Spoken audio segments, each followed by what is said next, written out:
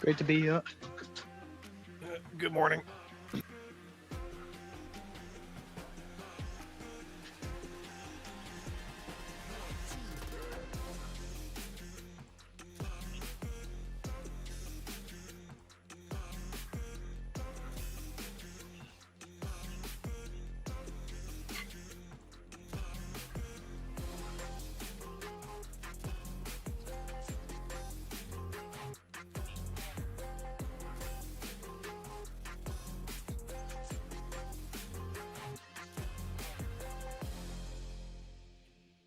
I just realized I was muted in OBS. I'm gonna kill myself.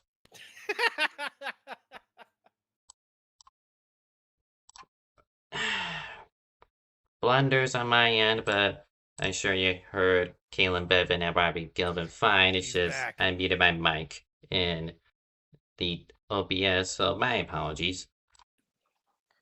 But looks to me qualifying has wrapped up, so why did they go through another qualifying session? Well, this is just for pit selection, as it just proves a better advantage for faster guys to get one of the first pit boxes towards the exit compared to someone who's slow. But the long week qualifying session that took 8 days and has been completed yesterday at midnight has been set, and so they'll take the opening lap on both dual races to get themselves in the correct starting grid and then go green.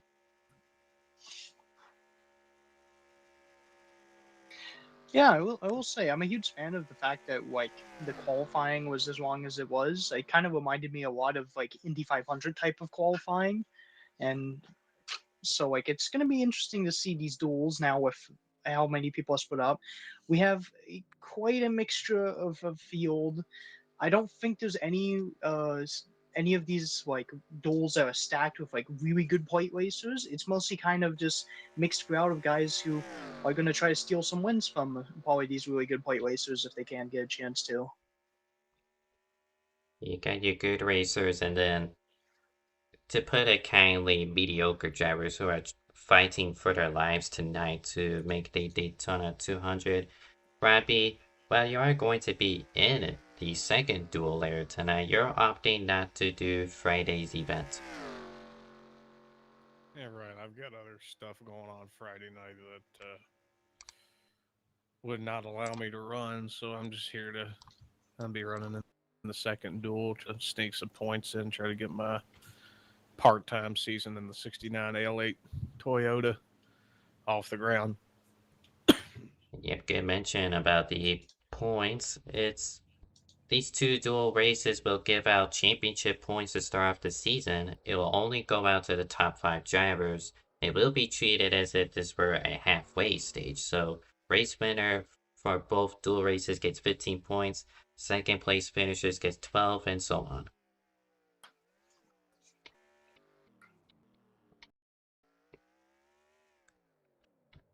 Happy hour is still ongoing, as now our race admin going to be taking a little bit of extensive drivers meeting to make sure everyone knows what the drill is and all that fun stuff. The starting grid is outdated on my end because I do not feel like updating it every 2 damn seconds, but provisionally we're going to see, I believe, 26 cars partake in this duel, with a couple not being able to run, although they did set laps during the week-long qualifying session, and then 25 drivers for the second duel. Right, and the deal is the top 17 from this duel will be locked into the feature. If the pole sitter Harry Crawford finishes anywhere within the top 17, then 18th will be locked in as well. And I assume that would go for second place in Duel 2 as well. Well, that I would say be a it little more looks like it's awkward. the top 19 for that. But I think, well, besides myself and Zach, who also would make the duel or make the feature Friday, I think it would also be top 17. So yeah, essentially, Robbie and Zach for the second duel will be treated as invisible. Same with AGG, who qualifies second, who will be locked into the front row. So it could be 17, could be 18s, could be 19s. We'll never know until we get there. And so it's just what it says. Every position counts in these duels. Except we're getting ready to grid up for it now. And I believe they're taking this first lap to sort through the starting order. Not yes or no, couldn't tell honestly. I would I believe. believe I that would is believe the so. case. Yeah. Yeah, I thought so. So, see, I have as close to the updated starting lineup as it's probably gonna get on my end.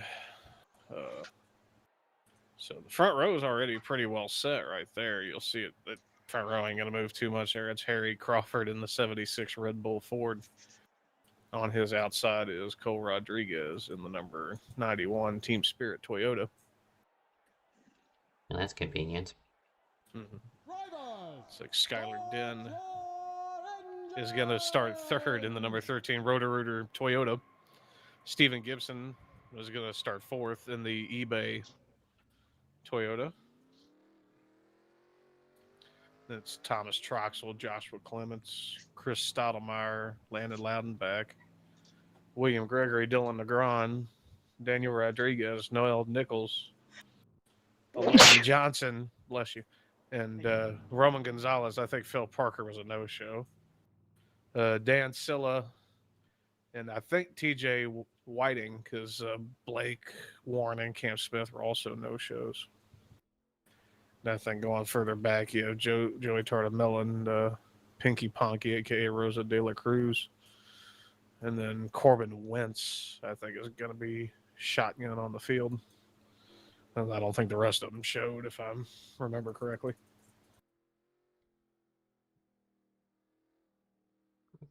No. So They will be taking slowing down to 40 miles an hour. right, they're going to take his first little lap here, get sorted out. Everybody but the front row, just about, and even then, the second row doesn't have to do too much shuffling. As we see him get into formation here, what are y'all kind of expecting out of this first duel? I think there's going to be a lot of desperation and a lot of coinage near the end of each duel. I mean, 15 points, that could mean a lot to get into the chase right there. Well, it's one of those critiques is this. There's always going to be a duel that's chaotic. There's always going to be a duel that is going to be tamer. I'm gonna be real. Just looking towards the back here for this first duel, there's going to be quite a few troublemakers, as we already got one with DG Reading wrecking Nicholas Bedimlik. It looks like no damage, though. I think they're going to get back on. Oh, apparently the 81 got poked and it popped on the screen. He's stopped on the racetrack here. Yep. So again, He's back on rolling. stream right now, it is the qualifying order as it was at midnight. Robbie already read out the updated order. The big notable differences were Alexander Hunt and Nicholas Bedimlik, who were originally going to be in Duel 2, but since they cannot show up later tonight, they are participating in this first duel to get it over with.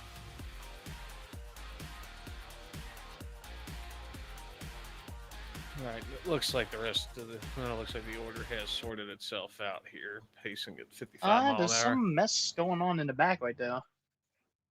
I think they're just getting caught up. Get that up, and then Yeah, looks like they're getting caught sure up you're to the visible. back of the pack here. Gonna be crawling them down at about 55 mile an hour, I believe. Crawford's gonna be the control car on this start here. So both dual races going to be 30 laps here. The number 76, Harry Crawford, is already locked in. So he, along with 17 other cars, are going to be selected for the Daytona 200 on Friday. All right. Here we go. There's the start. Kind of a ragged start on the inside line. Crawford got the jump. Skylar Denham kind of caught sleeping there. A little ragged, but so far so good. Heading into one. Now this is going to be like the first real experience we're going to have with the pack. Is the outside going to have momentum? Is it going to be the dominant line? Is the bottom going to be the dominant line? It's really going to come down to the end of this race to see which one is the more preferred line. And I think the next race is definitely going to even out a lot more once we see which one's the fastest one. I will say though, racing in the Clash with I think identical setup and stuff. That part of it's about who you have pushing you, but the outside tends to have more of the momentum. But again, it's who you have with you, not in the numbers more so than anything else. As we complete our first lap. Yeah, that 51 is really pushing the 91. He got right on his bumper when the 91 was pushing the 76. I think that's a bit risky. Aggression is Steven Gibson's middle name, so you have to remember he's gunning for all the marbles from start to finish. He's going as hard as he can go. They get a little wiggly going on to the backstretch here. And Steven Gibson going into this season as the defending champion. So he's wants to get an early advantage, grab up those what are effectively stage points. Currently sits third on the outside, pushing along Cole Rodriguez and Harry Crawford. All right, cross the line another time. Again, Crawford's still your leader. That outside line seems to be a touch more organized. They're a little more packed up on each other compared to the inside line. Now the inside line starts to draw a little closer. Skylar Den leading that with Troxel and Stottlemyre in tow. We're going 3 wide, or well, 2.5 wide in the back of the pack for some reason. So with Harry Crawford currently leading the pack, it is currently listing Joseph Tartamella in the number 94, visually that is, as the 18th and final qualifier. But here comes Bedimlik in the outside. And Scubs is dropping off the pace to head to pit road. Interesting. Because you can't make it on field from here, unlike last season's duel where field was tentative. This 30-lap race forces this is a pit definitely a stop. one-stopper, yeah. Yeah, but probably just wanting to play it safe and hope that there's an eventual caution flag to get him back and gain a few positions doing that instead of flying around at the back. I think he genuinely did not like how much his pack is kind of moving around. I mean, like back there, we see a guy kind of warping a little bit. I can't tell what car that was. It is the 07 of Nichols. Yeah, that's not. Oh, somebody's in the wall back there. Negron got a little loose there in the 77, but everything shakes up fine.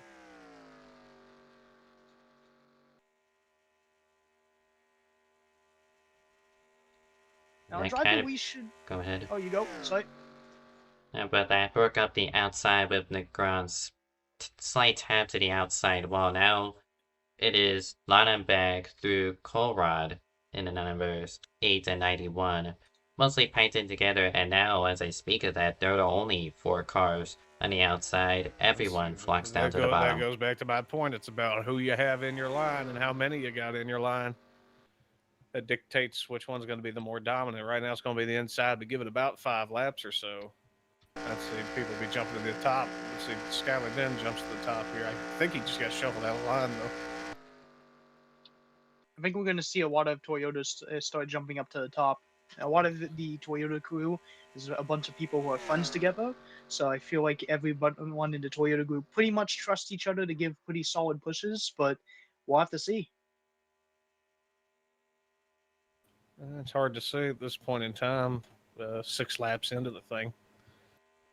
I think right now everybody's kind of just trying to get sorted, try to feel the momentum out, and then probably by the end of pit stops we'll go the 2 wide again. But right now I think really it's just all about keeping your track position, feeling out the run, how it is, as cars are starting to hit the apron back there. Yeah, it is a little loose. They have been bouncing off the apron all race, but give each other enough room to get it gathered back up, and we're fine. I think also if with Scubs going to pit road, I think Scubs didn't really like the too wide racing, but now that they run single file, this is only going to hurt his race even more. I think his pit stop that early, it might work out for him in theory, but I mean, Well, not something really. apparently something. I think it's something more deeper going on with Scubs. Some kind of issue. He's now 2 laps down off the Oh, pace. And something up with the O2 car, the body armor Dodge. He's back on pit road again. Something's up. He's got graphic issues on his end. Yeah, yeah. this track is pretty resource intensive. This is built off Rising Knights, which leagues like Air Sorel and DSRA have used. I did compress as much as I can, but even still, with another resource intensive car, that being this NCS 21 mod, it pretty much dedudes Right. any advantage I try doing with the compression. Keep seeing Silla go down below the line down the front and back straightaway. I don't know what he's kind of looking for, maybe to see how far back he is from the leader, but Hell, he might just be bored. Hell, who knows? I mean, I wouldn't be doing that too much with Carl Childress behind you. That's not Carl Childress, but That is the one. That's Loudon back. Yeah, so the weird quirk with BPNR is that there can be duplicate numbers out there. So while both Lauterbach and Childress visually have the number 8 cars on the paint schemes, ultimately it's Carl Childress in the number 8. He'll compete in the second duel, while Lauterbach right here is listed as the 108 car in game. Same deal with Tardamella in the 194 and Doge Thomas Johnson in the normal 94. Wait, that's not confusing at all. Totally. Good thing they're not in the same duel. Oh man, the like chaos that would have. You just scream trouble. It's like the 94s, and it's like, which 94? After running identical paint schemes, Oh, as we got a couple of blinkers mid pack here. That was Of course, Nichols Nichols again. again. Yeah. So we've a lot Skylar of Den. Toyotas have now gotten lined up right now. Yeah, Skylar Den finally was able to get to the bottom behind Dan Silla in the 0 Sprint Toyota. They're coming up to Silla lap. having a pretty good run so far. He's just trying to mind his P's and Q's and get in this thing. Yeah, pretty good track position, and when it single fouls out, you ultimately don't want to give up this track position come pit stops. As now they're lapping the 0-2 of Roman Gonzalez mentioned his Going a FPS third issues. down. Yeah. Yeah, and come pit stop time too. The trouble is having everybody so packed up like this, and with limited experience of getting onto pit road with this particular setup and stuff. Are we going to see a pit road entry crash? We're going to probably see some lockups for sure.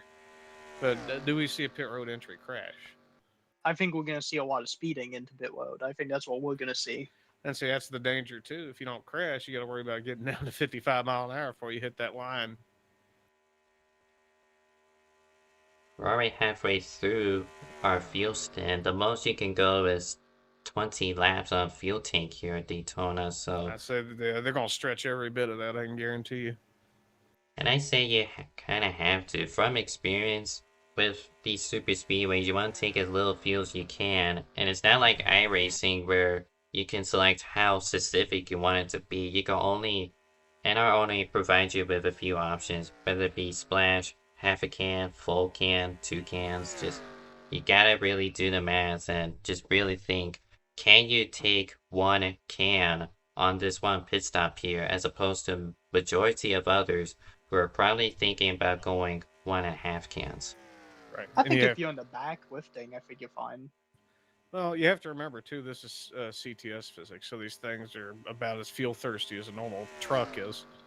So, and that adds into the equation too. You have to take more. You tend to have to take more than you think you do because these things guzzle more fuel than say Cup or GNS physics. Also, finally single filed out. There's no more cars on the outside. Everybody's kind of I'd just say taking their I'd say they're time. ramping up for pit stops here in the next few laps. That's probably part of why. It could be a good inquiry. Now, we're pretty much within that fuel window where you can pit now and make it to the end. So, Right. do you risk going for an early pit stop here and avoid the carnage that is majority of the field coming in together on lap 19 or so? See, here's the issue with that. You can absolutely pit by yourself and like to be safe, but the issue is if you pit by yourself to be safe and they don't end up wrecking, you've ended up shooting yourself in the foot. Like you need to have friends. If you're gonna pit, you want to pit with people you can trust that you know will get down the speed. Like doing it alone, it's pretty much like a race ender right there.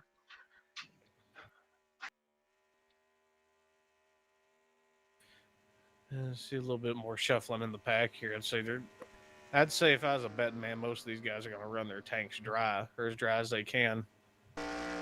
Now, I think something like Harry and Skyler, they may be at a slight disadvantage because they've been out. They've led lines and things like that for a good chunk of this. Harry's been up front, I think, the entire time, more or less, give or take a lap. So he's at more of a fuel disadvantage than anybody. I believe he has not lost the lead this entire race.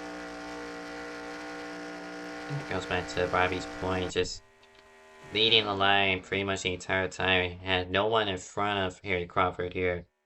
Pretty much punching a hole into the air and using up the most amount of fuel out of everyone. One thing that's really concerning me is that zero car. He's blinking in the back Nichols again. is blinking again, yeah. That is very bad. He has disappeared. He's back now. Right. But yeah, no, that zero car. He's not really keeping a consistent line, and that 13 keeps on getting up onto the bumper. I think if the 13 or the zero is not careful, They're trying to weed him out here. It looks like couldn't quite do it. Scylla, I think, runs on a keyboard or something, so it's hard. Without much assist to hold a consistent line. I'm not sure what he drives with, but it's still kind of hurting the people behind him.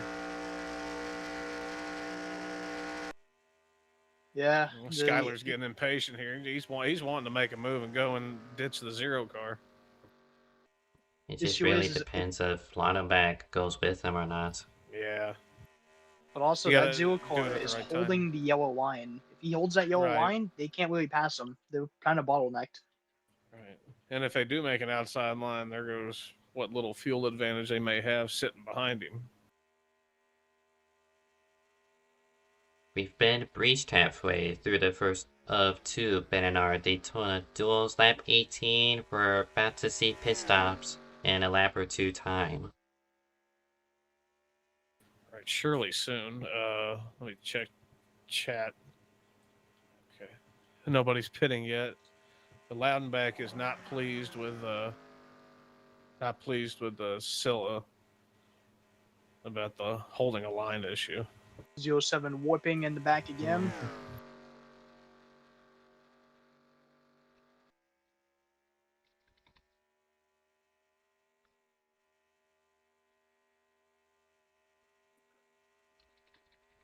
Down the back again, they're getting crunched up here. Still no calls to pit road yet. But there is movement in the back. That is the 81 of TG beating around the outside. They're trying to get A-line formed, but this close to pit stops, I don't think it's going to do them all that much good. Maybe they just feel like they're not going to pit on the same time as the guys on the inside. Right. Because the 07's now going to pit road. So we got the 07 coming. That is also the 76. 20. I'd say most everybody's going to be coming this time. Scylla's dropping to the something. I don't know what the hell Scylla's doing there. He might want to merge back up before the corner comes in. Well, as I'll say, that just kind of screwed the 13 and the 8 out if they were going to pit. Hopefully their plan was to stay out one more lap because that might. Yeah, I'd say they're kind of forced to now. Watch this entry on pit road. Somebody's going to lock up here. The 20 foot. It's getting close. just made it. Somebody missed it. The 09, I think, was coming in hot and missed Yeah, it. They had to yeah, come that was back out. Alexander Hans who missed it. I say he knew he was coming in hot, so he did the smart thing and whipped back out to whip The back out, get 23 back. got a black flag.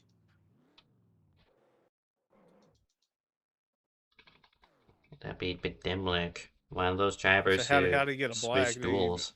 He was it joining unsafely. Yeah, he pitted way below the commitment line.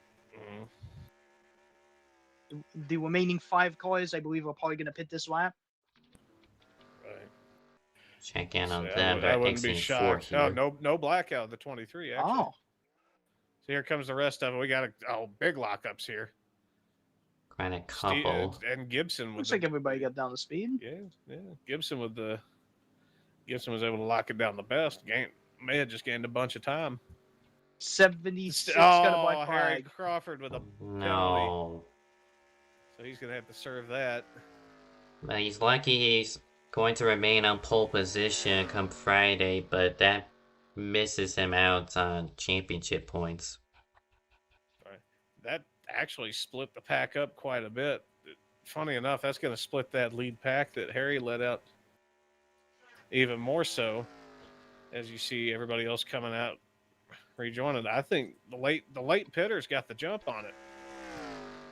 They're not up to speed yet. Steven Gibson got the best out of anyone. It's just the 76, 1, and 23. They've got the run. Now Gibson's out front. Is Steven going to block the run? I don't think he'd be able to block the run. That's too strong of a run. Yeah, there's no reason to. Yeah. Harry's coming in now to serve his penalty.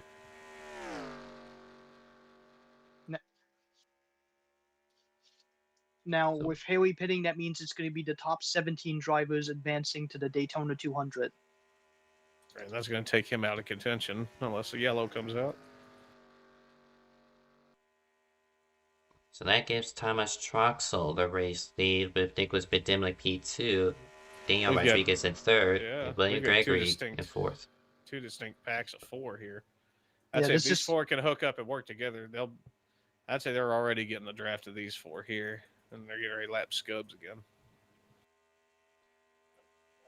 So these 8 cars here, the top 8, look to be the only ones who have executed their pit stops in the most ideal circumstances. And here comes the gang of 3 now. Clements is holding back. Skylerden, who led that second pack on the outside. Yeah, they're quite a bit more organized. D-Dog hops up and joins them. That takes a whole momentum away from the inside lane because of that.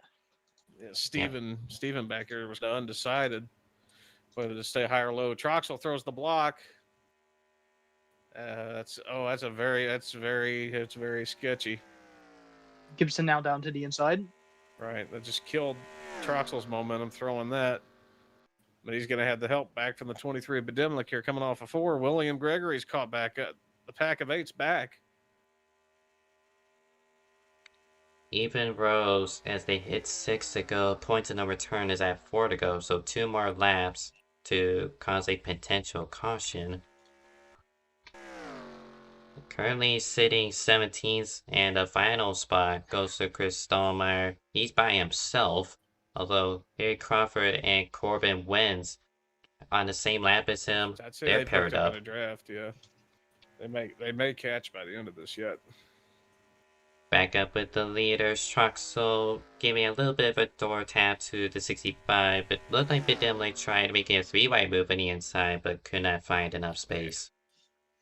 All right, I'd save that move for the last lap or something like that, because if you make the move too soon, odds are nobody's going to go with you and you end up falling right back.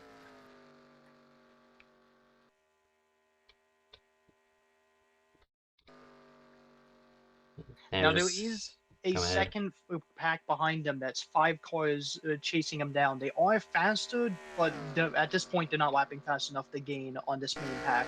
I was just keeping an eye on that. The second pack led by the 77 McGrone. There are 5 seconds back of this group of 9 now that have warmed up, including the lap car of Scubs. As I say, they have. I look at this; they've actually lapped. They're lapping actually a couple tenths quicker. I don't know if, like you said, I don't know if it'll be enough to get them to the checkers to compete or to contend, but it's hard to say. So as we head toward 4 to go, if I'm not mistaken. Yep, this is points of no return, so no more cautions from here. Now, the thing is, if this gang of 8 here, gang of 9, get caught up in a crash, that leaves that pack of 5 in the catbird seat. So huge implications right now. The 79, he is the transfer spot, but Haley Crawford and the 87 is passing him. So that means that the transfer spot, I believe, would go to the 87. Right. Well, he ducked back in front of the 79, left the 87 out on his own. The 79, Chris Stallmeyer looks to maintain that final transfer with Harry Crawford in front of him. So Corbin Benz has 3.5 laps to figure out how to build up enough momentum on CTS physics to get around the 79. Right. That's going to be the dilemma. He's got no help anywhere around him. Yeah, and Haley looks pretty determined to help that 79 out right now. Right. So back up front here, Troxel, Bedimlik and company are keeping the low line train of Chuglin here.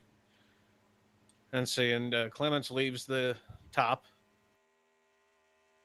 So Coming to 2 to go. Yeah, coming to 2 to go. It's just Den and D-Dog at the top for right now. And even Den has left the top.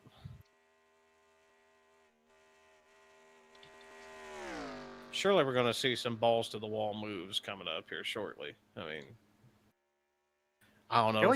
I don't know if any of them would jeopardize, losing their spot in the 500.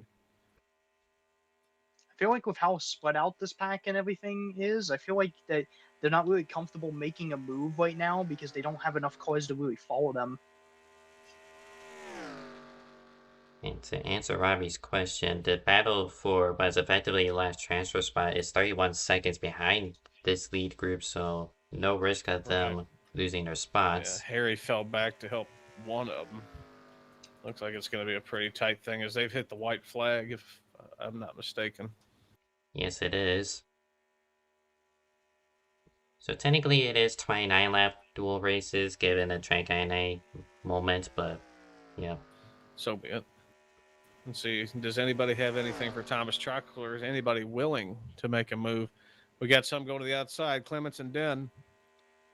I think the move's a little too late to be doing anything right now. The only two right now, well, it's... If there is going to be one, it has to be from the 23. To build the run. Here they come off of 4. Do they have anything? Doesn't look like it. Thomas Troxel flipped in last season's dual races. This time round, he is victorious in the first duel. Meanwhile, we switch back to the backstretch here for the transfer spot between Wentz and Stottlemyre. Wentz has a little bit of a run. I don't know if he can... I'm not sure what Harry's going to do, if anything. He can use him as a pick, try to get this thing working.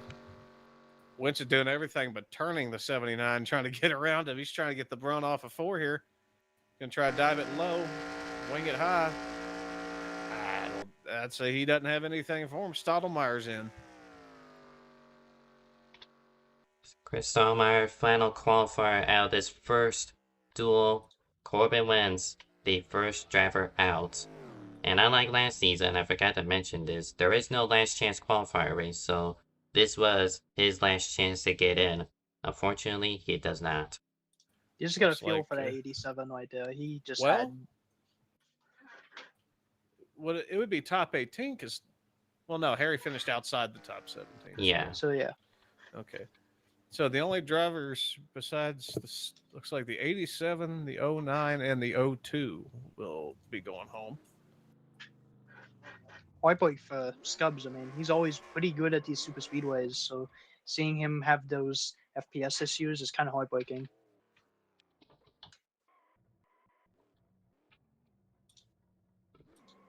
Well, I guess it's my turn to go DNQ. Well, We wish you have a little bit better luck than Scubs, at least. we got dual burnouts here with Troxel and Harry Crawford. Troxel, your dual winner, and Harry Crawford, your pole sitter for Friday's Daytona 200. Yeah, I mean, effectively right now, Thomas Truxell is the points leader. User left your channel. I mean, you could be hoping that the second duel gets canceled for whatever reason, but unfortunately, they may not be the case.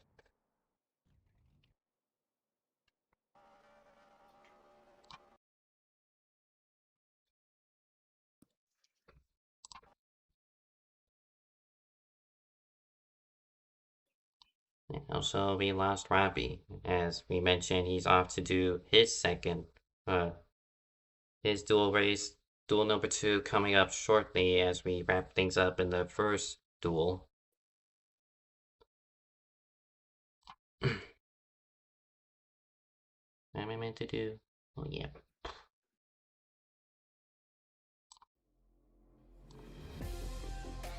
So with that, take a look at our unofficial race results here. Of course, these are subject to change. Why are you open?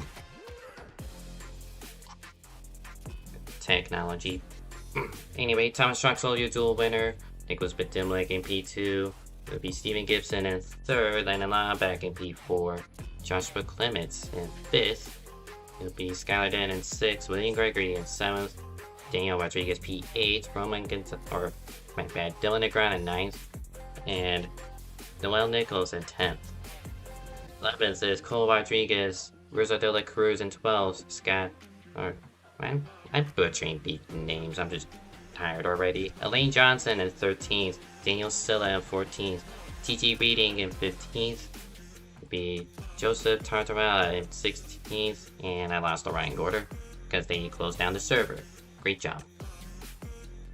Chris Stolmeyer 17th and Corbin Wentz 18th. I'm sure y'all probably saw the rest of it, but these people are not patient.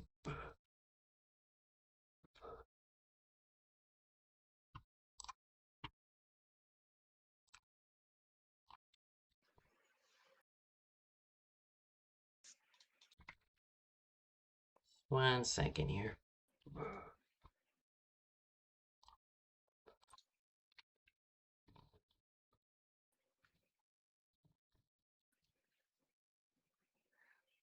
If only we had our own form of commercial break. Kinda. That was just fixing stuff in OBS, but we got one interview slash our Duel 2 companion. We have Robbie Gilvin join us for Duel 1, but it's going to be Thomas Troxel, who will interview about his duel win and join us for commentary for the second duel. User was moved to your channel. Thomas Troxel, welcome. Hello. Well, you flipped in last season's duel in a spectacular fashion, then went on to qualify for that season's race. This time you went big. You are going to start the Daytona 200 in 3rd place with this duel win. Yeah.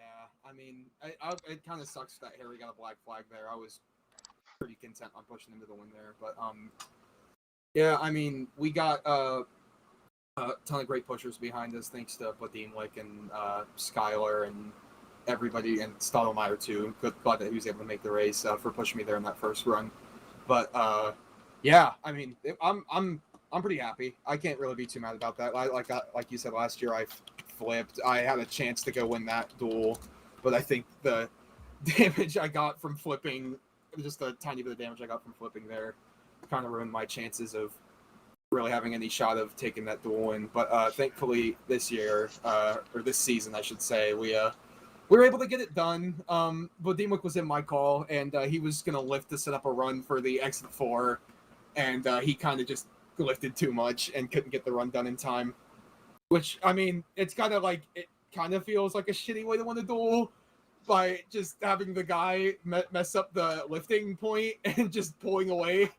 But I can't. It's a win's a win. We're the points leader right now, which is awesome. We're gonna be tied for the points lead at the end of this duel, but Unless they cancel the second duel for yeah, whatever unless they reason. cancel the second duel for some reason, or the guy that won the duel gets disqualified. But yeah, it's safe to say I'm pretty happy with how that duel turned out, and excited to see if this next duel that's coming up is going to be any sort better than this duel, or the last duel, I should say. Hopefully, we Yeah, I get some mean, wrecks. yeah, I mean, going back to you saying you kind of got a little lucky to get the win. I mean, you still played the race out great. Pretty much everybody around you was making mistakes. You just kind of kept your head down, had a good pit stop, took the lead, and just kept control of the race to the very end.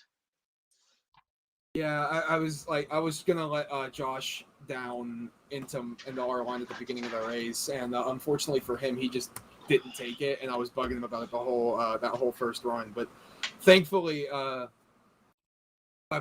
believe he was able to get in. I think he finished like in the top 8 or something like that. I can check real quick. Yeah, he finished fifth. So Yeah, he ended wasn't up too getting far points. behind you. Yeah. So thankfully he got in there. All of our guys made the race. They're really the only two people I was concerned about making the race was myself or Josh if we got in the wreck, because Harry was locked in and Viola would have been locked in if he didn't decide to skip out and speed leaks. But it happens. All of our guys are in. I'm pretty happy about that, and got my first, actually not my first one of the season. Start the season off good with a dual win, and we were really close to getting the Clash win as well, but outside factors prevented that from happening. But now I'm here. I get to be here in the booth with you guys for the second duel, and I'm really happy about that. So hopefully this is a little more exciting than that duel is. I don't really have too high of hopes, but we'll have to see. Yeah, I mean, that last duel was surprisingly pretty calm, especially with how chaotic it started out. I was expecting a bit of a dust up, but nothing really came to that. However, I think that this one might be a bit different. I think with how people saw how single filed it got out, a lot more aggressiveness is going to play out. A lot of people are going to push as hard as they can to get any kind of position they can get, and we might see a bunch of mess because of it. So I believe this is going to be somewhere around 10 to 20 minutes until the second duel, so yeah, we're gonna be here for quite a while. Yeah, at least it's not. At least thank God we don't have an LCQ to sit through too. And thank God, because that was abysmal last season. That was one of the worst races I think I've ever watched at a plate track of all places. Usually those kind of races stay pretty tame, but not that one. That was bad. If you guys that are watching right now have not seen that, go check out last season's stream, the duels in the LCQ, and it was they literally. I think we had like three green flag laps. I think it was pretty awful. Like, I still remember we finally got a green flag lap in the LCQ. What did they give us in return? A car sent to space. Yeah, they sent Jack Merkel and Aiden Lacasse to space, which was pretty awesome. I'm glad we got us at least spectacular X out of it, but the racing itself was pretty bad. So as a driver Troxel who competed in that first duel, Robbie mentioned a little bit about what it's like behind the wheel, kind of just pick your partners and just kind of just hang out in this single file train along the bottom. Was that the same case for you? Yeah, I mean, like I said, the beginning of the run when we first took the green flag, I was trying to get Josh down because I kind of wanted to make sure that all of us were going to be in a good spot, just in case something happened with pit stops or anything like that, that we were all going to be together and weren't going to have any problems getting into the race. But Josh slipped to the back there, and I was getting kind of concerned. And then thankfully Harry won the pole because he got a black flag for speeding on pit road, so he had to end up losing the draft, and it gave me the lead. And then when I got the lead, I kind of just sat there. I mean, thankfully I have good friends at DD Racing because I raced it with their team in IFAR. So with that little partnership that we have there, and them working with me, thanks to Vadim Lincoln, Elaine, and William Gregory, and Dan Rodriguez, and all those guys over at DD Racing for helping again. But yeah, with all those helpers right there, and all those people being just inside the top 10, realistically, you just kind of don't want to wreck each other. I mean, the points do matter, but it's only 12 points. I mean, 12 points in a BPNR race is basically like coming home 35th in a race, and we rarely get 35 cars to show up for races to begin with. So but points are points though, and you can't really be too mad about getting the points earned and people just not being really too aggressive up there at the front. The aggressiveness you usually see will be towards the back, but I mean, the middle lane just didn't really work as much as people thought it would. And the middle, it just kind of slipped back. Cars just started dropping to the bottom real quickly and just wanting to ride it out at least until after the first pit stop was over. But yeah, I mean, I think that's going to be our game plan here for this duel, is that you're just going to see people wanting to get to the bottom as quickly as possible, just wanting to sit in line until that first pit stop comes through. And then after that first pit stop is done away, then you might see the aggressiveness amp up a little bit more. But granted, with pit stops comes the pack spreading out. And with the pack spreading out means there's not going to be a lot of cars to really dart around the field with. So we might see the exact same thing that happened in Duel 1. We might see something completely different. We're going to see something completely different because I won the first duel, and I can't win the second duel because I'm not eligible to race in it. So we'll at least get that little bit of a difference. But the racing product, I believe we're probably going to end up seeing the exact same thing. I do believe there's more aggressive drivers in this duel towards the rear, which could play into early wreck factor, but we're just gonna have to wait and see. Personally, Go ahead. so you go. Personally, I think that this duel, it's going to be completely different. I think that with how much it got to single filed out in the beginning of the duel, I think it's going to be the opposite. I think everybody's going to try to get their line as far as ahead as they can, so they can start ducking down into the bottom line. I think we're going to see a lot of pushing, a lot of shoving, and probably some people overstep their boundaries. We saw Steven Gibson; he was pushing pushing the pusher, and he was getting away with it. But not everybody can get away with it like he can. Who's going to push a little too hard? Who's going to cause maybe the big one, or maybe just a small wreck? I don't know. We'll see if that even happens, but I'm fairly confident we're going to see a wreck happen in this duel. Yeah, that experience for the drivers is why Duel 1 ended up being caution free. I was going to mention, if there was any silver lining to Crawford being penalized, is that he ultimately decided who got into the Daytona 200. He helped out Stallmeyer get in as the final transfer car.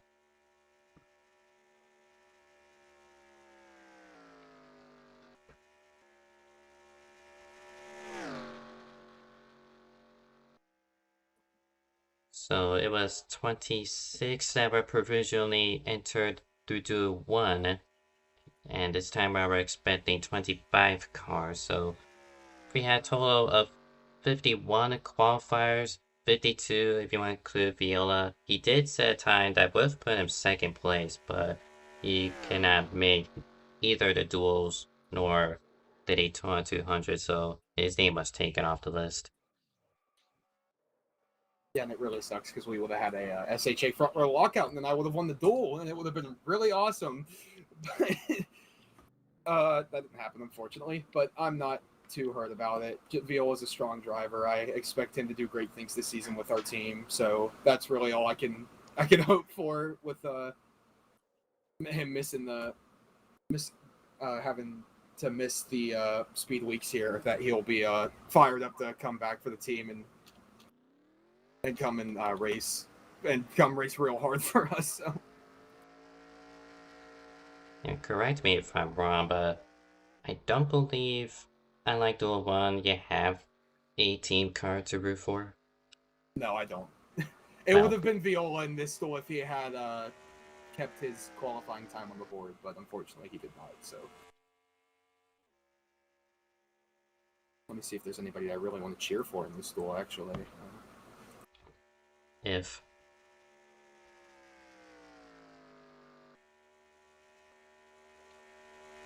oh yeah, Ryan Scarrett. Yeah, that'll be my guy, Ryan Scarrett. take a push. Yeah, no, I mean, Lyle's starting on the outside behind Jelani, so we're either going to see bump drafting with Jelani or take a push. So Speaking of scary, he is dead. That is a wall snag of all time on the inside wall entering pit lane.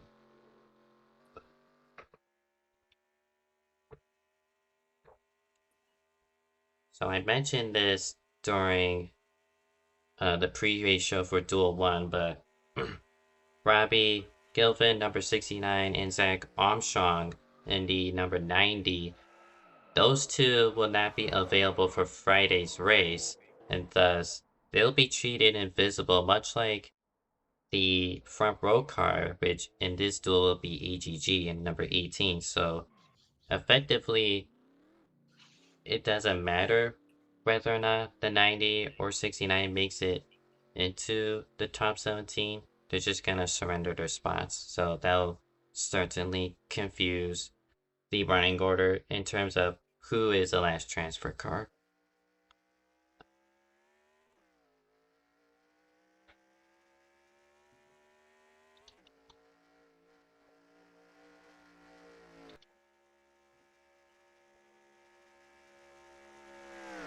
Hey, wake up. Well, since Troxel is dead, we might as well bring in a D-Dog. User was moved to your channel. Hello. Hello. You want to join the booth, or do you want an interview? No, I'm here to join the booth. I'm gonna talk to Yeah, y'all sure. during the race. Have a little chat.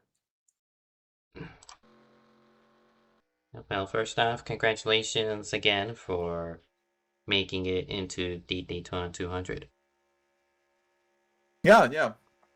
I did try to make a move for the win. You know, try to do some test runs. You know, see if things can work. But I think at that time, just people just started losing faith in the top, and then we just had like what? I think the 13 oh, talking to the I loser.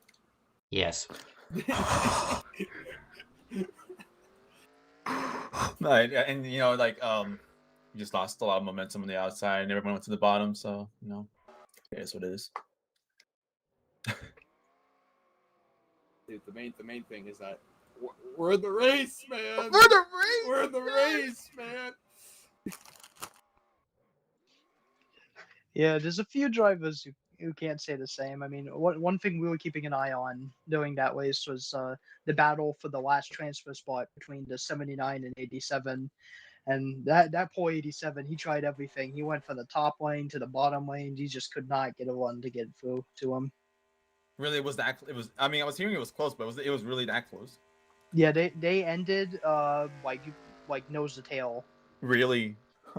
Yeah, just 3 cars, those two, along with Harry Crawford to get the black flag, ultimately helping deciding who made it into the Daytona 200. Yeah, he ended up going behind them and whiffed, so he didn't interact with the battle at all. Damn. So we're set to go to qualifying in roughly 5 minutes time, as that's the only update I have on y'all.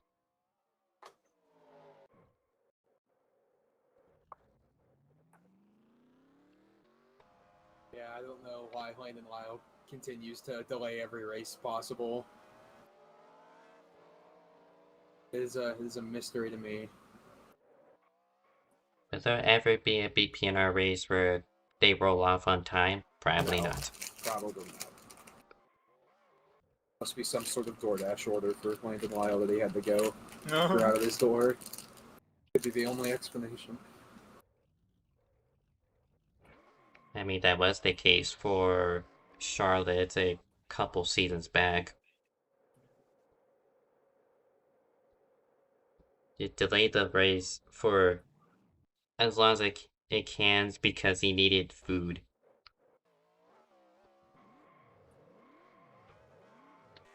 I mean, fair enough. When a man's got to eat, he's got to eat. But the man eats all the time. Can he give it a break? No. I mean, he's got a save sheet. Is gluttony, you know.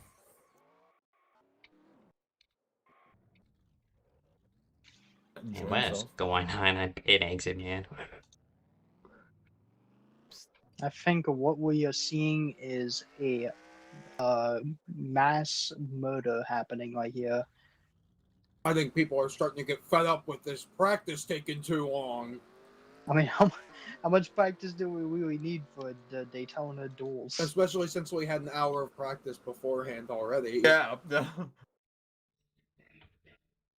They're starting to get a little stir crazy. They were getting excited for their race, and now they're starting to lose it. I'm a loser.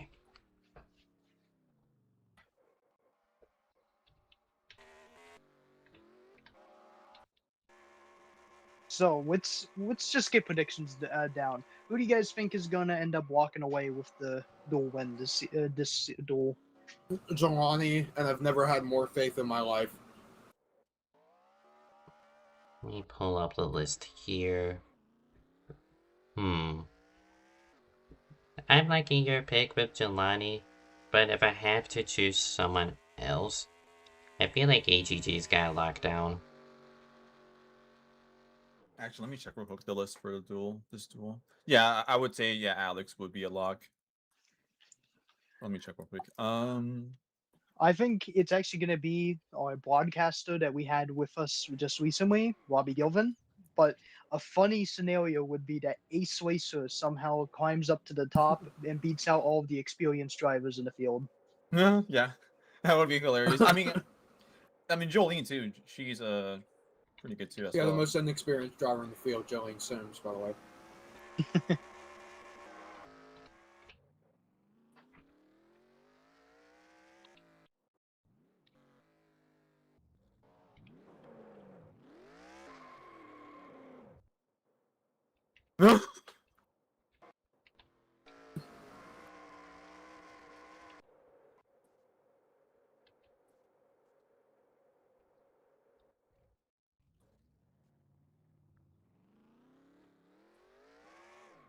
Feel like something happened in global TeamSpeak, but I have that muted, so I don't know what the hell going on. They're talking about duel, I believe.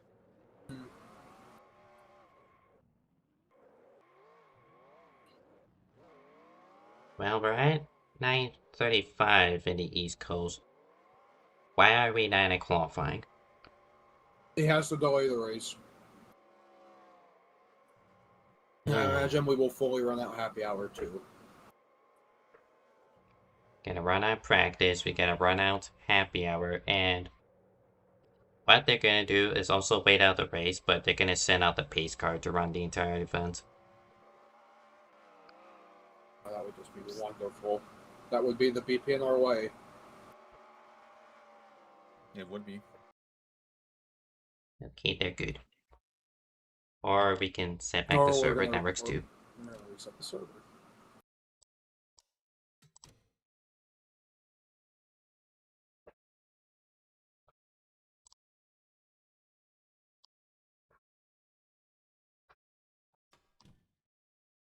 Just a sec here, make sure.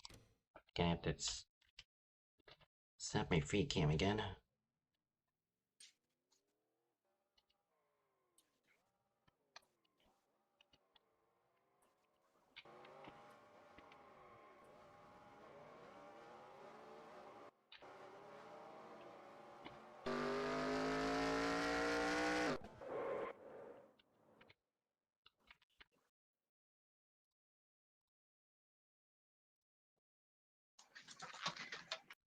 Drivers, to your cars. So I'm gonna qualify. Yeah. Okay, yep. Can't have enough. Again, qualifying is only to determine pit selection, as the starting order is already predetermined, which we might as well look at that. much like I mentioned in Duel 1, the order I have is outdated, so take this starting grid with a grain of salt. Or it can give me the wrong lineup, but never mind, it fixes itself. The thing with the starting grid is like, I messed with it so many times, but yeah, the one time where I need to show it off, it just breaks one way or another. It's fixed itself this time, but originally it listed row 2 first, but instead of row 1, like, I have no idea how this shit works.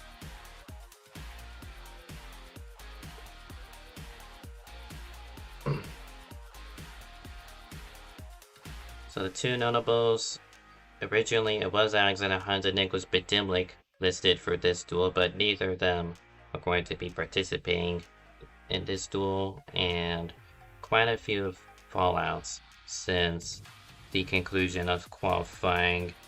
I think it's Jackson Brown and Cooper Wall who cannot make it, so I believe it's going to be a 23 card grid.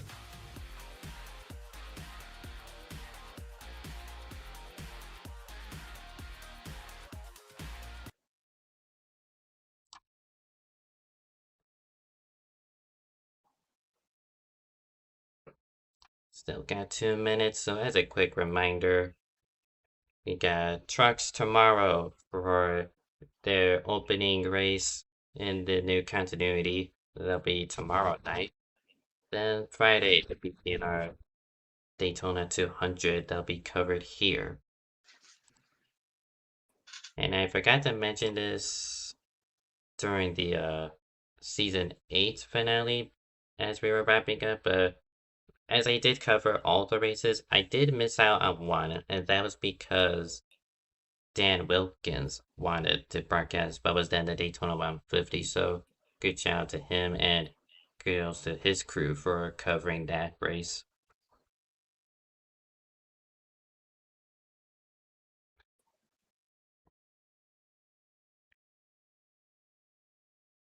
Say something, bro. I'm not wanting to do all the talking. Yeah, I think that this race is definitely gonna be a bit more interesting than what we saw last time. I think we're gonna because a lot of these people were sitting down there watching, while Thomas and Troxel and all of those guys were out there kind of running laps, getting a feel for how the pack was. These guys were watching the runs. They were seeing how fast a second lane could form. I think there's going to be a lot more risk to take place. I think we're going to see moves happen a lot earlier or a lot later. I think we're definitely going to be seeing a lot of difference in the aggressiveness because a lot of people back then they were trying to keep it a little restrained because they're like, oh well, I don't know how big of a one this is going to be. I don't know how much of momentum I'm going to carry and how many people are going to go with me. I think now people are seeing how much momentum the outside can carry. I think we're going to see a lot more people dive to the outside, maybe a bit more pushing and shoving, a lot more advancing in position. I think that maybe the bottom line won't be as dominant as it was last time. We can only hope. That's all I'm gonna say. Is we can only hope. We can only hope.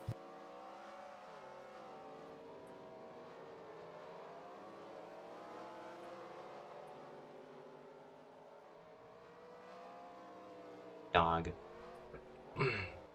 So qualifying has wrapped up. It looks to be AGG who wins pole regardless, so he gets first pit selection. The biggest advantage of all at these big super speedways or just any track in general, you want the first pit box to have the shortest distance to the yellow line at the exit.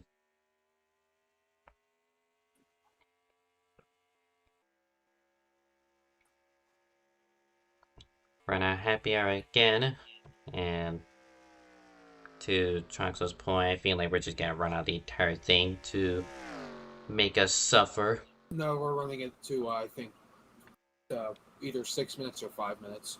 So That's still making us suffer. yeah, just a little bit of torture. So I have a lot of torture.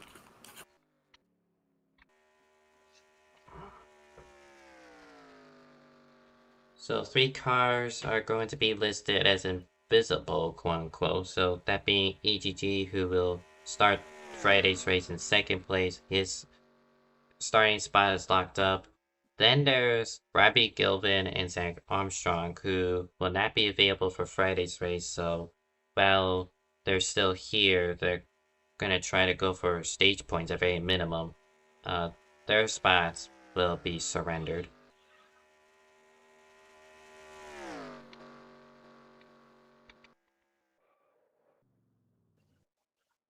More than likely, the spots that we look at in the race are going to be a little bit different than from what they are in Duel 1 because of Zach and Robbie's Duel not being able to make the main event. So we might be looking back in like 19th or 20th place for some of these drivers, depending on where the 69 and 90 end up in the field.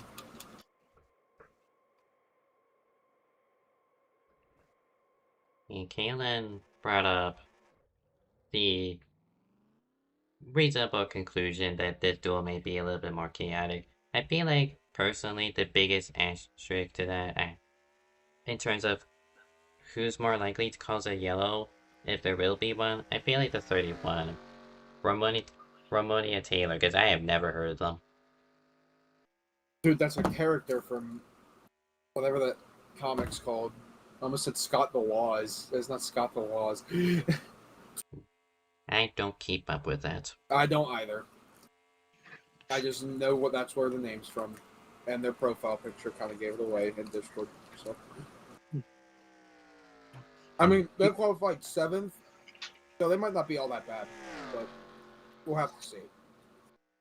You know what all this waiting for the dual race feels like? It feels like when you go to the movie theater and you're just sitting and watching through all the All ads the for the previews. next upcoming movies and everything, and then also wants to test your brain by asking you who's the person who acted in The Godfather who gets shot. Like that's what this feels like right now. And then you would except answer that question as James Can because you're a ball knower and you watch movies. yeah, Sorry like, for spoilers on a 50-year-old movie, by the way. Man, Just go into that not knowing who James Poor- Can poor- is. Do not look poor up James Can. Victor was looking forward to watching the first time of The Godfather tonight. There we go. Starting to line up. Drivers,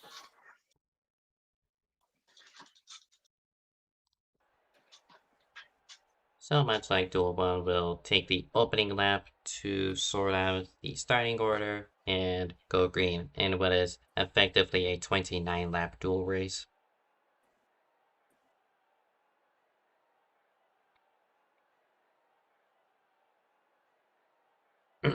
Prepare for more boredom. Or something like that.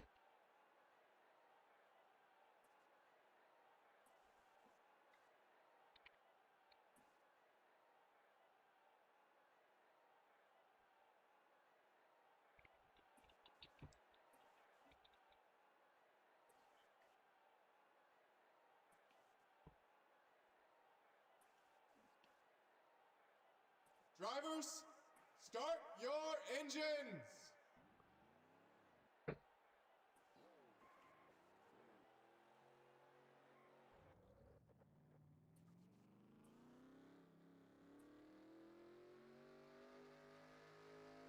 So as they roll off, take this opportunity to promote the league. If you wish to join BPNR, which runs Tuesday nights and Wednesday nights, 2 divisions. Well, not really divisions as in restrictions, but just 2 leagues. You could do either or both of them, whichever you want to do. There is the Discord invite. Open to all, NR2003 online racing. Shouldn't have done that. Nobody wants to willingly join BPNR. I mean, who would You're right. really, Who in their right mind would join BPNR and be like, I mean, "Man, why- this why is are something we- I want to do." Why Why are we? why even- yeah, why are we even doing this? why is BPNR even worried about attendance? Landon Weil makes up for 7 cars. Handout window, says Alex, asking for a push from the car behind him.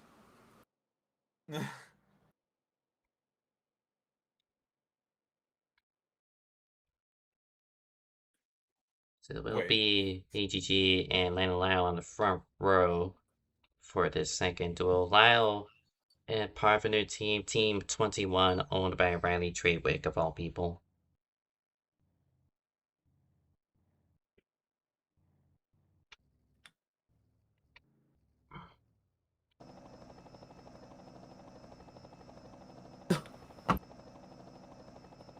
No. Oh, there we go.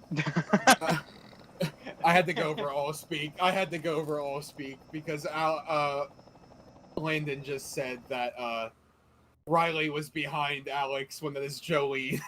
Brother.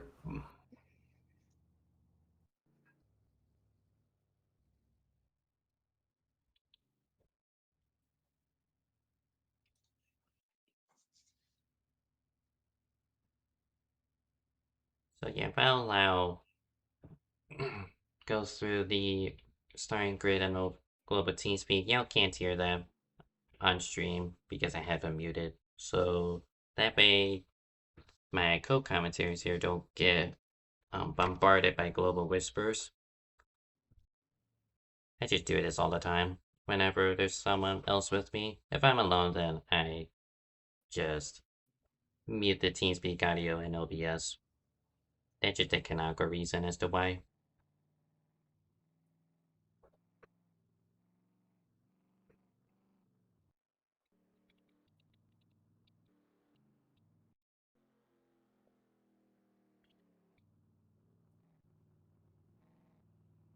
We will be going green this time, thankfully. There's nothing that is going to hold us back unless TJ Whiting decides he needs to dump with the look again.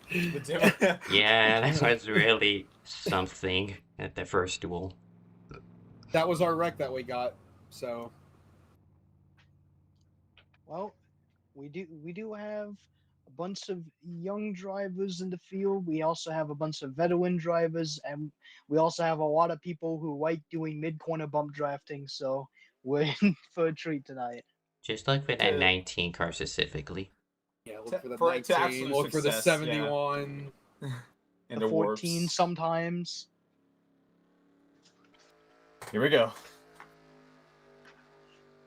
Going to be the number 18 purple and black Toyota on the inside who has control into the restart zone, and duel number 2 is underway. And the race is over. All right. Well, that was good, guys. We can go home. Oh! Oh, he's swerving all over the racetrack. Oh, Jesus. I mean, once again, we just saw that inside lane just does not take off compared to the outside lane. I just want to let you know that in the first duel, I intentionally did not go to try to let Josh down. He didn't want to go. Okay, so I guess that it is 18th. So right now our transfer driver is Carl Childress. And he nearly wrecked. All right, now it's Matt. And now, this should be a lot less confusing because when I say Carl Childress in the 8 car, it is going to be Carl Childress in the 8 car. Not Landon Lodenbeck in the 108 car, dressed as the 8. That is one of the things I hate most about BPNR is that they allow people to run the same number but as 3 digits instead of just 1 or 2. Yeah. It's extremely confusing for broadcasters and drivers alike. I mean, it's perfectly understandable though. Like, I mean, you're looking at the 8 Chevrolet. Like, obviously, you should know that the 8 Chevrolet is different from the 8 Chevrolet. Yeah. But we got a pair of those last duel, and this duel there isn't any, but I do want to bring up Joe Shmuda, who's running the number 11, and then Victor Nunez, who isn't here tonight. He's running the 111. You'll likely see him throughout the rest of this schedule. Yeah, we also have a unsponsored Dodge Challenger in the field. Hopefully he gets that car all sponsored up for the Daytona 200. I mean, it'd be nice to see all of the nice, beautiful, colorful cars out there. So hopefully he finds himself some sort of sponsor after tonight if he makes it in. Yeah, if he makes it in, I imagine that 20 car will have some sponsors on it after the race. That'd But right great. now, not really looking too good in terms of racing product. I'm not going to lie. Johnny dips Did we below the expect apron much? there a little bit. No, I mean, I didn't expect anything. Yeah. But, like, cars dipping below the apron, Treywick's going to go up and try to help their teammate, but it just ends up blocking them and making them lose even more time, which is awesome. Kind of feels like there's no real commitment by anyone, really. Yeah, I mean, if you're up here inside the top 10, like I said, is Treywick's going to try to dive out to the outside again. This time going to bring Dragons with them, and then just go back to the bottom and just screw up everything. Well, maybe he because was trying to get Landon. No. Yeah, she That was wouldn't able be- to pull back her teammate, but Yeah, pulled the teammate by the 78, so they'll gain an extra spot. But for right now, basically single file throughout the entire field, outside of the 3 stragglers on the top who are just praying to God people decide they want to start racing up here in the top 10. Oh, Johnny got a bump. Yeah, you got a Ooh. huge push there. The 71 to scare it. All foul, no harm though, thankfully.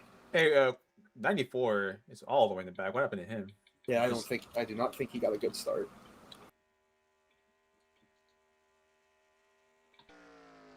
Yeah, that made Thomas Johnson all by himself in the Peugeot. Oh, he started in 4th, that's why. Bruh. He started in 4th. I don't know if that was an intentional choice, like he may have won 3rd or something, but he started in 4th.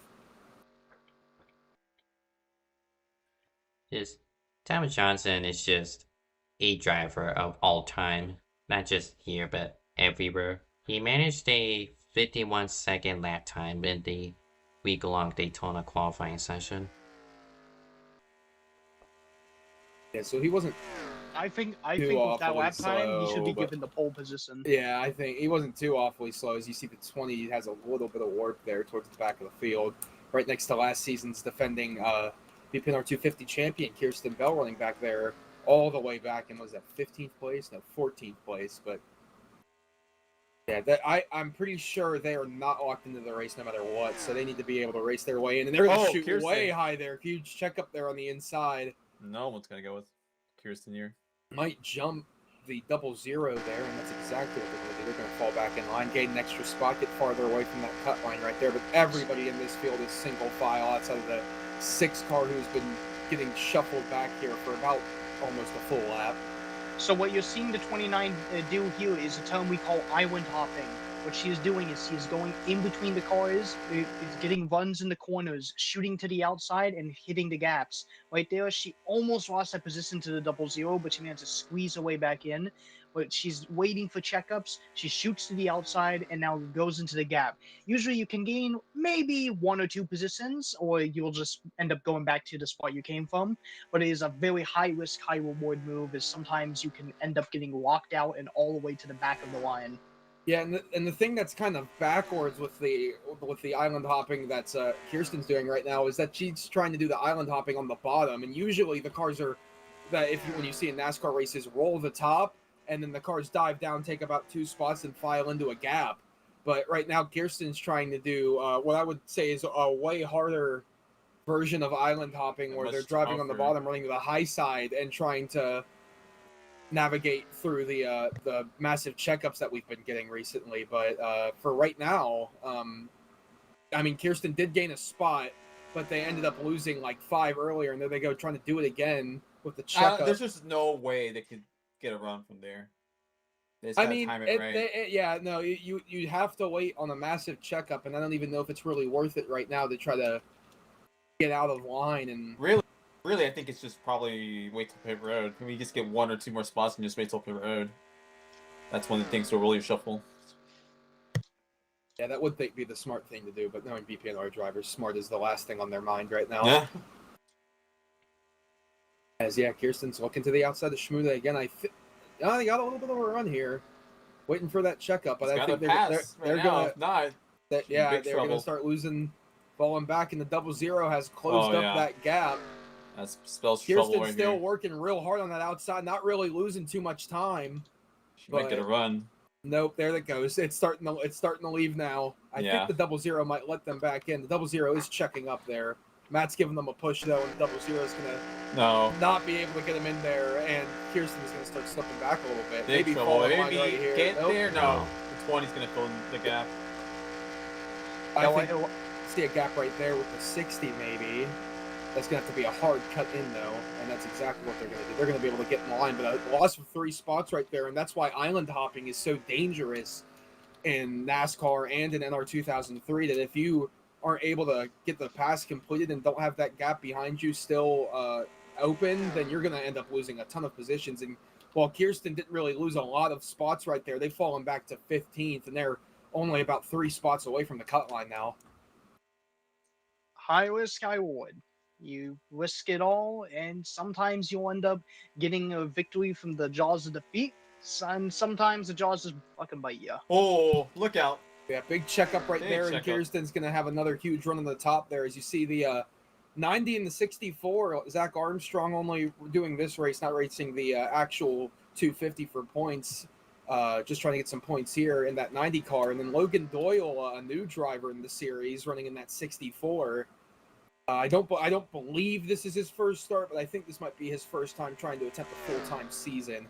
And he's trying to make his way into a race. He's a nurse car driver, won the championship, I believe, last season there before I left the server, as Juco nearly just turned themselves off in 90. The outside started to form a bit. Yeah, no, with the breaking up that's going on in the rear of the pack right now, the outside's starting to gain a little bit of momentum. You see the unsponsored 20 of Mathis Wells and the 8 of Carl Childress starting to make that outside line work, as the 20s maybe looking to go back down to the bottom there, but probably just trying to tuck up tight to the 29 to help them get a run off the corner. As the outside's starting to make a little bit of movement here towards the back of the field. And as I say that, they all file back inside, and Kirsten is back to the spot they were in before they decided to cycle out. Here goes Lyle as well to the outside along with Kirsten. Guess Lyle was starting to get a little impatient there and wanted to try to make that outside work. Yeah, and I think that's going to follow him as well, maybe, trying to get that run. I feel like right now, like one of the best people at getting runs in NY plate racing has been Kirsten. I've been seeing the stuff she's been doing in other plate racing and other leagues. I feel like she's just better at sensing kind of when the checkups are going to be happening after a few laps, and she just takes the huge risk like she's taking here. Yeah, and then you see they're passing the 94 of Thomas Johnson there, who restarted the race in 4th gear for some reason. And is unfortunately going to get lapped here, and unless we get a caution, that's going to put an end to his chances of making the BPNR 250. Back to Kirsten. She goes into the Speedweeks as a defending Daytona winner, and to my knowledge, she is the winningest Daytona winner within the BPNR lore. After like 50-something races, she has double-digit wins at Daytona International Speedway. Yeah, so it's when we come to a shock of the moves she's doing. I mean, multiple-time winner at Daytona. So we're definitely going to see maybe a bit of excitement out of her by the end of this duel, or maybe she's just going to try to advance the position as best as possible so she doesn't really have to worry about the cutoff. Yeah, and I mean, they got a good car there to help with in 99 of Landon Lyle, but yeah, I would say it's a pretty. Lyle lost 3 spots going to the outside there to try to help the 29. They really aren't gaining momentum. They've kind of stuck around the 11 car for the 11 and the 78 for most of this run. As Kirsten tries to clear low on the 11, almost causes a little bit of an incident there, a little bit of a jump scare. Committed to landing right now, just trying to hope that the line moves, but if not, if you want landing, you probably find the bottom. Yeah, I mean, with them holding the outside as well as they are right now, I would assume you would think that maybe after this next pit stop that we might get, that you'll start seeing some cars maybe slip up to the top side and start working. That's what happened in the first duel there when Daniel Rodriguez, who's in the booth with me, was trying to beat me on the top side, and he failed. But the top definitely does work. I think everybody's just really tucked in right now until we get those first pit stops through. I would have definitely beat you, but in a different day. I think what was hurting them was the fact that Zach and the car right behind them just wasn't able to catch up for the most part. But now that they're right behind them, I think they're going to be able to get a momentum based off of just the air being pushed on the back of them too. Yeah, and they've gained a little bit of time right now. They passed the 78 to 31, and they're working on Landon Lyle's team owner, the 21 of Riley Treywick, as a. I don't know if y'all saw, but Kirsten did snap a little bit loose there in the tri-oval.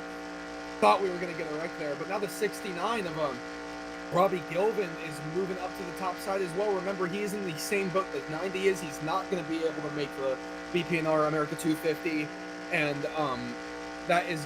he's just here to get points, and if he gets inside that top 5, he will be getting points. Now Tala is going to move to the outside as well. This outside starting to gain a little momentum.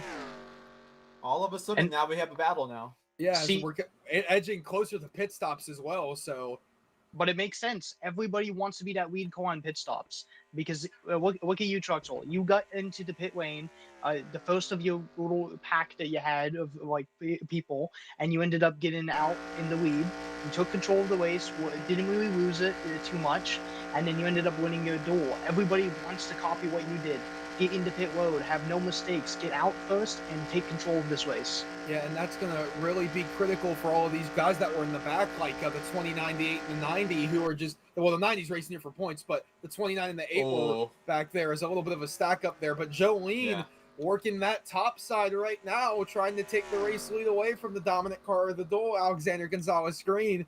But those 3 Toyotas there are about the three-headed monster of great drafting cars with Jelani Howell and Ryan Scarrett behind AGG there on the inside. Gonzalez Green's going to get that lap lead, but I wouldn't be too surprised if this outside lane, if they stayed formed up for right now, that they would be able to take the lead here in a couple of laps as the 18's calling for pits here this time by. So Yeah. This should be the entire inside line going to pit. Anybody who is not on the inside line, assume they're going to stay out for an extra lap. Field window around 20 laps around Daytona. This is the lap the first duel saw pit stops, saw a few cars, then go around an extra time to avoid the calamity that may unfold here. Oh, there it goes, yeah. the 78. Oh, are they going to get into the wall? They are not going to get into the wall, but they're going to be completely spun around and backwards. That's going to lose them the draft. More than likely, their chances are over. Oh. And Shmuda gets plowed by the 60 entering pit road. They're in the middle of pit road, I should say. I will say, AGG did not pit that time, even though they announced it. Yeah, so. but that's what they call faking. Yeah, in the faking. NR 2003 community. As now Robbie's going to duck down to the bottom. The outside's probably going to lose a little bit of momentum here, but I imagine most of these cars are going to decide to pit this time around, either this time or next time. They probably wanted to avoid those cars that were probably going to spin, and now they're thinning the herd. Now they're going to have like more cars that are probably going to make it road with more confidence. So here we go. Yep, and here they come. The 90. Most of the Toyotas, all the front The running 64. Toyotas. Yeah, the 64 is going to get a lot of time there, but I don't know. He might get black flagged for speeding because of We'll how see. deep that entry was. But yeah, there goes your leaders down pit road, and that's going to hand the lead over to the 06 of Jolene Sims with Tala Aziz, the 99 of Landon Lyle, Kirsten Bell, Mathis Wells in that blank number 20 car, Thomas Johnson, who is a lap down, and then right at the tail end of that pack is Ace Racer, who pitted on that first lap. So we'll have to see how all these guys get formed up out here as they come out of pit road. As you see, they get formed up pretty well. The Toyotas are pretty locked tight together. Doyle gained a lot of spots there, but I don't know if he got black flagged or not, as here comes the leaders for pitting. Oh, and around goes Mathis. I believe that 14 car was speeding. I was just about to mention how Oh, Tall and Mathis spins again. Oh my man. goodness. But yeah, Tall Aziz Tough. and everybody else in this pack really likes doing the overcut. They like going out as long as possible so that they don't have to take as much fuel at the end of it. Whether that's going to be to their benefit, we'll see. They did not get cleanly into their boxes there, and the leaders are rounding turn 4 right now, getting ready to come on the front straightaway. As Tala is going to not get out first, the 99 is going to get out first, and then it's going to be Tala, the 06, and the 29 there. But right now, as you see, they're ahead of the leaders, but I imagine they will be passed by the back straightaway as all these guys are merging up onto the track now, entering speeds of 150 miles per hour. The leaders running full song at 192, just a click over 190, as these guys are still 20 miles per hour slower than the pack that pitted a little bit earlier. And that's the nice thing about pitting early, is that if your pack gets together, they get formed together a lot earlier and have speed build up on the second pack, as they're going to be catching this line right here in 3 and 4. The draft. Yep, they got Kirsten's draft. They had a really Kirsten black flag and Logan Doyle. Yeah, definitely sped. So now we'll see what moves the 18, the 19, and the 71 are going to make. There you go. It's to the outside. Lyle is going to block. The 18 is going to look for 3. Goes to 14. Oh my goodness. Spinning into the wall goes Tala Aziz. Oh, look out. Oh, everybody's going to avoid him. But bad luck for Tala Aziz there as that aggressive 3-wide move that was attempted by Alexander Gonzalez screen goes awry and takes out the 14 car. As now those two are going to go to the lead. Separated. Yep, there they go. Not good for Lyle. Lyle has now lost a lot of help. That 19, the 18, and the 71 have been really good partners, but they have divided that 71 right now. Yeah, Yeah, they I pushed think the 71 out of line, and now the 99 and the 06 are going to be together, and those two work really well together. They're gonna hope to get a run and take it. Yeah, but that did split up the pack majorly, and I don't know if the Wolves second is- pack is going to be able to catch Yeah. up, led by Riley Traywick. They are Oh, running no. 3/10 slower, but I Pretty guess far they just away. all got together right now, so. I mean, to gain 5 seconds in 4 laps or 6 laps, I don't think that's possible. Yeah, with Treywick and crew, it was with that first group, it was just those three, the top three you're seeing right now, out of the top 5 here in the group. They were a 3 versus compared to the 6 or 7 cars that was group 2, and then 4 cars in that final group. So, group 1, effectively the ultimate losers out this pit cycle. I will say, I think for Treywick and Jolene, they're gonna need Zach to go with them, because if Zach goes with Scarrett and with Jelani and AGG, they're cooked. They're not gonna be able to get a run. Yeah, They're gonna those need a are third 4 car. Toyotas versus 2 Chevys right there. The And 71 Zach would- was a Toyota last season, or not a Toyota, but a Chevy last season. Yeah. So There they we'll go. have to see. Yeah, there they go, moving to the outside, and yep, Scarrett's gonna join them, jump and to the Zach's end. gonna go with them. So like, yeah, they'll be They'll in a battle. They'll even out a little bit, but I don't know. I would have to say with confidence that the inside it might get formed up a little bit easier. There's the 90 can't even get up to Yeah, the 90's 06. struggling to catch up to them. But the 99 and 06, they're getting around the middle there. That's just the thing with CTS physics. If you're the last car within a Oh, the draft, 20. you have a harder time building up a run. So, yeah, the 90 of Zach Armstrong The 20's having struggling a to hard get time deciding patched his up. lap car. Yeah, and they're gonna catch this lapper, Mathis Wells, who spun in pit road There we earlier. go. Get out of the way. Now he doesn't have any damage, so he can pick and choose. If he is able to cling onto the draft here, he will be able to pick and choose what line he wants to help. And that extra car, and especially a pack this small, is going to be huge. Added factor if he's able to join here, but we'll have to see if he'll catch the draft. I don't know if they will. No, he's actually holding on. He's holding on for right now. He's starting to gain speed to match up with these guys, but for right now, it's still Alexander Gonzalez Green leading on the bottom with the 99 and the 06 and the 90 on the top, and the three-headed snake of Alexander Gonzalez Green, Jelani Howe, I'm sorry, Jolene, and Ryan Scarrett on the bottom there, just working way too good right now for really any of these guys on the outside to build up a run. But they're going to get a good push here from the 90. That's going to help them launch on the outside and take the battle straight to the 18. And speak of the transfer right here, we have for let's see, 16. Tala sees right now currently 16th, Kirsten 17th, Logan Doyle 19th. So they're pretty much there I in this little pack. With those 3 invisible cars within the top 17, the final spot currently is being held by Ace Racer in a number 73. I could be wrong though. Yeah, quite considerably too. That 20 is the only car behind Ace Racer, and he's a lap down right now. Yeah, and I mean, look at the outside here, making really good work. The 99 is going to be clear to the bottom. I imagine they're going to want to drag their teammate in the 06 to Jolene Sims up there as well, clear them away from the field. But Mathis trying to get to them. Yeah, trying to help the outside here, but the 90 is really falling back as well. As we're going to come to 2 laps to go here in duel number 2. I would say this has been a decent little bit more exciting than the first duel. But it still remains to be seen who our winner is going to be, as the 99 and the 06 are still working hard on the outside, but that inside lane is getting really good pushes right now. A little more formed up than the outside is, but you got to wait till the exit of the corner here. That's where the outside makes up all their momentum. That's exactly what's going to happen right now. Here they come, coming back up the outside. Now, one thing, that second pack has been gaining a lot of time. They gained almost 2 seconds over the course of 3 laps. Yeah, and they're going to catch this 94 car here as a lapper, which might help again with the the outside line if he decides to go up there. As they come off of turn 4, they'll catch the 94 in the tri-oval as we come to the white flag in duel number 2. Who's going to take it home? Either the 18 or the 99 or anybody else behind him. Oh, 94 got a Oh. touch from the 20. And that second pack Neck is and just right neck. behind as well. Very neck and neck. The outset's Yes. going to be the determining factor here. Let's see. Yeah, let's see what kind of run they get coming down the back straightaway.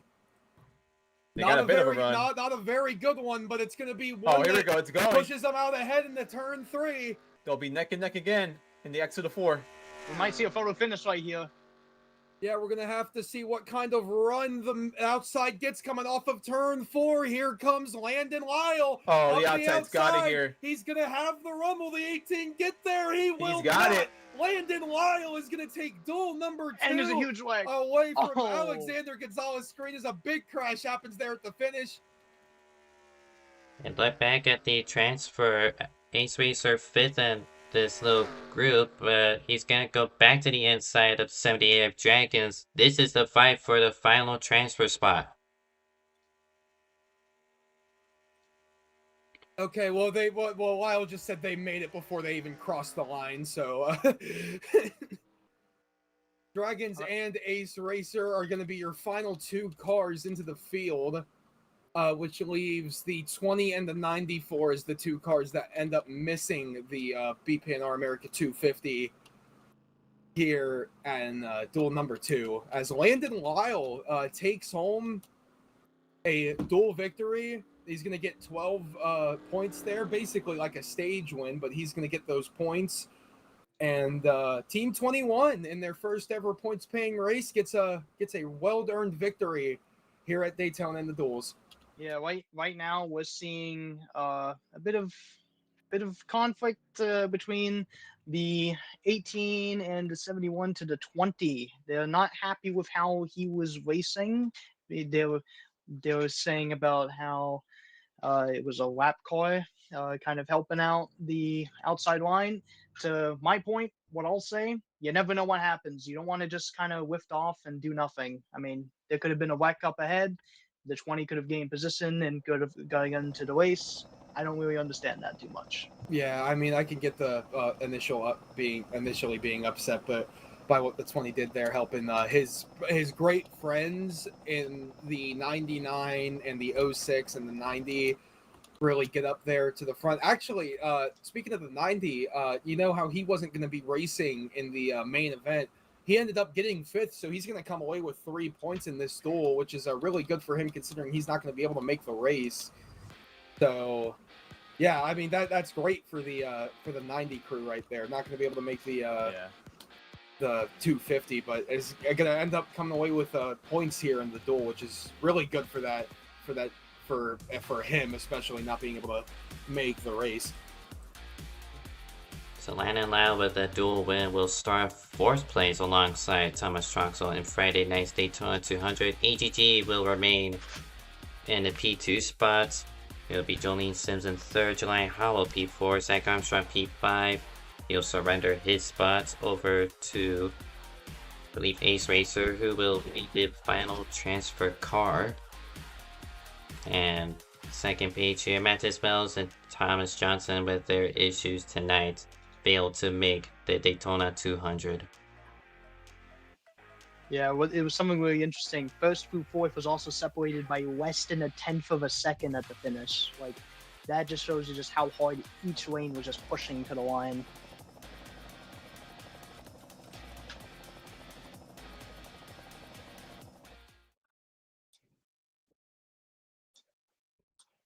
Give us a sec here.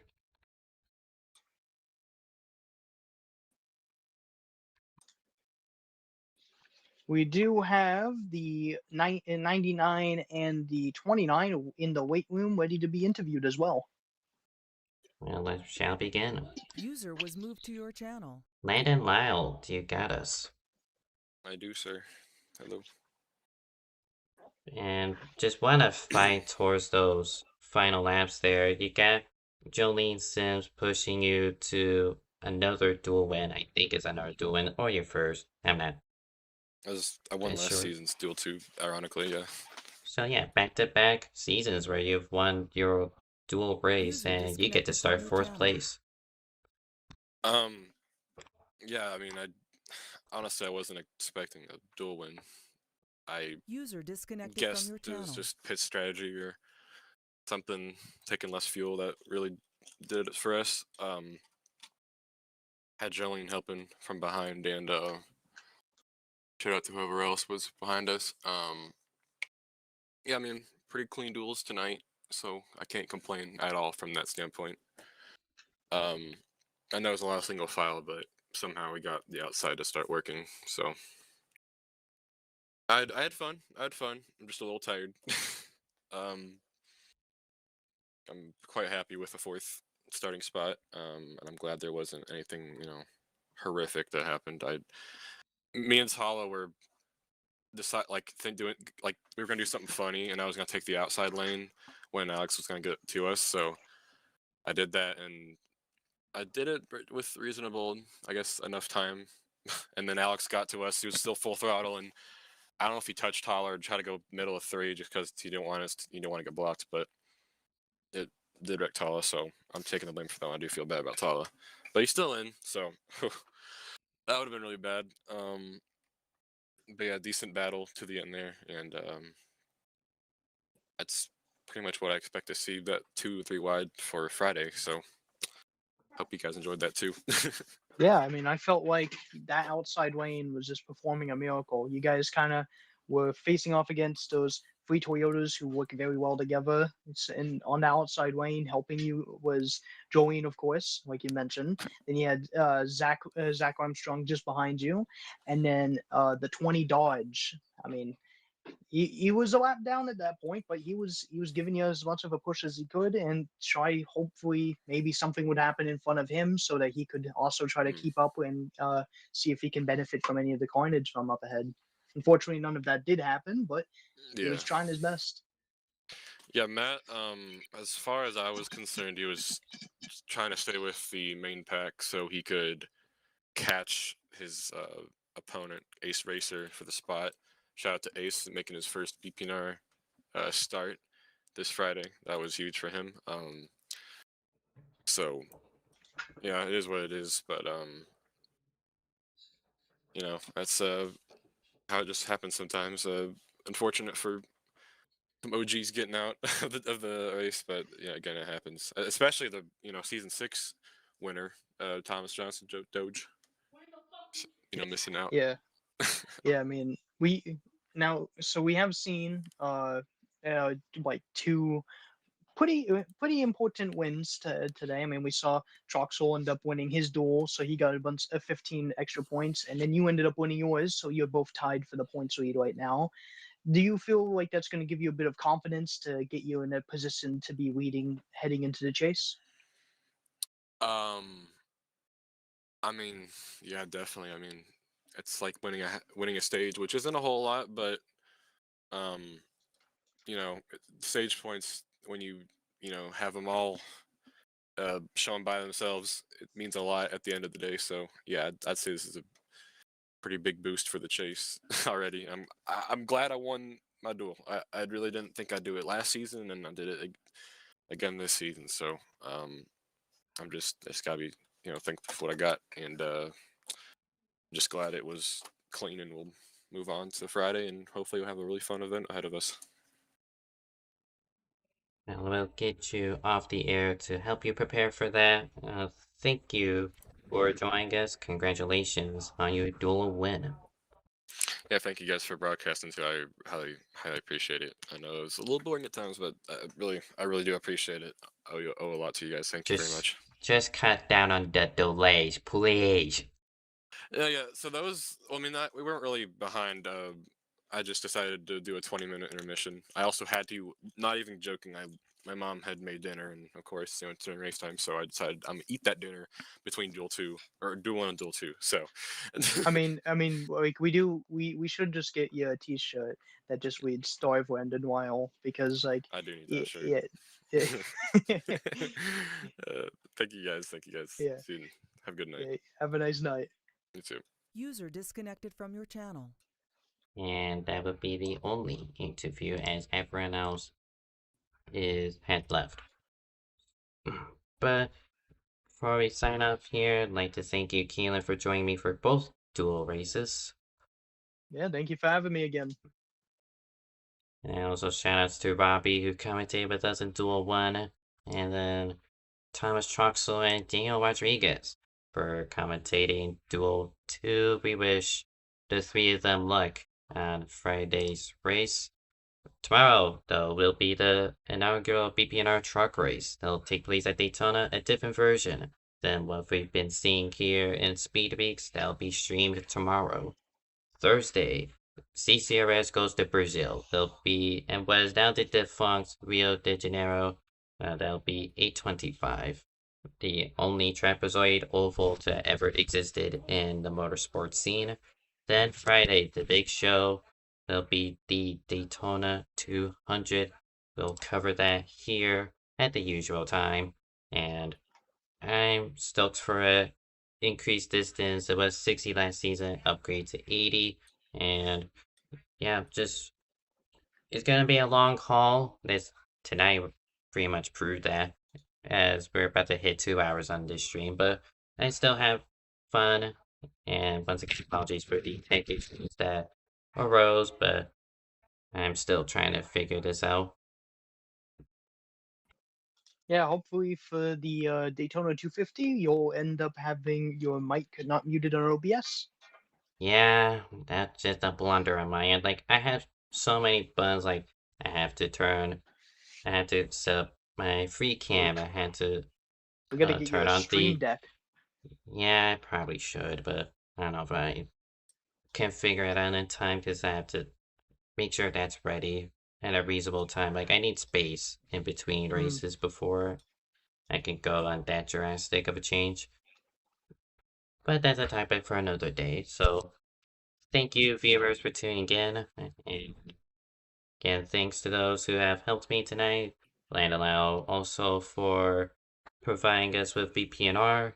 And congrats to him and Thomas Troxel for winning their respective dual races. We wish everyone who made the Daytona 200 all the good luck they can probably deserve for Friday's event. So, that shall conclude today's broadcast. Thank you for tuning in,